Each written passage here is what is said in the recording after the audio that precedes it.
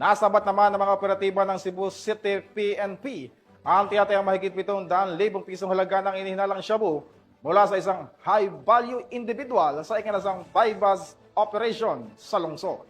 Ang balita mula kay Patrol Woman Judith Nicanor.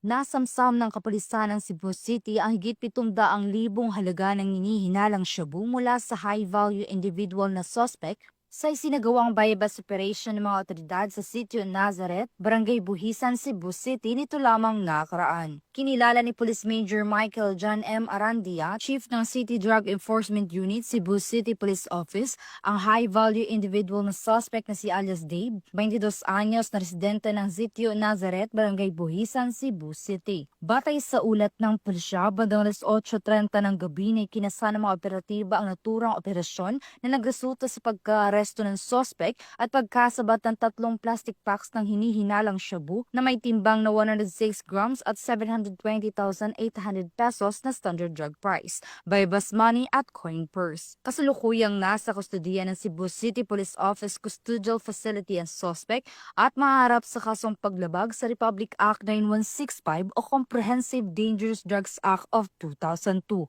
Ang kapulisan ng Cebu City ay patuloy sa pagpapaigting ng kanilang kampanya kontra iligal na droga. Ito ay alinsunod sa pangunahing prioridad ng pamahalaan na labanan ng mga sindikato ng droga sa pamamagitan ng pagpigil sa kanilang mga iligal na aktibidad at pagbuwag sa kanilang mga operasyon. Mula dito sa Central Visayas, ako yung Police News Network Correspondent, Patrolwoman Judith Nicanor, alagad ng batas, tagataguyod ng Balitang Pulis.